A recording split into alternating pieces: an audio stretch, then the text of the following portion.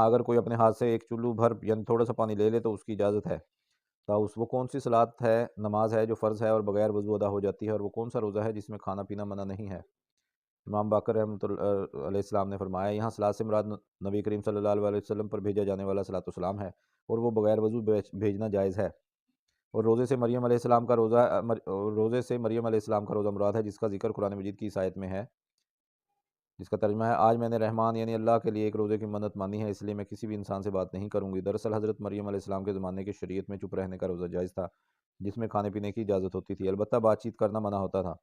ہماری شریعت محمدیہ میں اب اس طرح کا روزہ رکھنا جائز نہیں ہے۔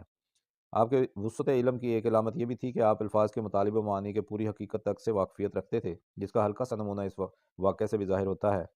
آپ کے صاحبزادے امام جعفر صادق بیان کرتے ہیں کہ ایک مرتبہ میرے والد صاحب یعنی امام باقر کا خچر گم ہو گیا۔ آپ نے کہا، اگر اللہ تعالیٰ نے مجھے وہ واپس دے دیا تو میں اللہ پاک کی ایسی تعریفیں کروں گا جو اللہ کو پسند آئیں گی۔ ابھی تھوڑی دیر ہی گزری تھی کہ وہ خچر اپنی زین و لگام سمیت سامنے آن کھڑا ہوا، اس میں سے کوئی چیز بھی گم نہیں ہوئی تھی۔ آپ اٹھ کر اس پر سوار ہوئے، جب اس پر بیٹھ گئے اور اپنے کپڑے سمیٹ لیے تو آسمان کی طرف سر اٹھایا اور کہا الحمدللہ، اس کے علاوہ ایک لفظ بھی نہیں کہا۔ ان سے کہا گیا کہ آپ نے تو صرف ایک ہی لفظ کہا ہے الحمدللہ، اور کوئی تعریف بھی نہیں کی۔ اس پر آپ نے فرمایا، کیا میں نے کچھ چھوڑا بھی ہے؟ میں نے اس ایک لفظ میں ہی ہمہ قسمی تعریف اللہ کی پاک ذات کے لیے خاص کر دی ہے کہ لفظ الحمد تمام تعریفوں کو شامل ہے۔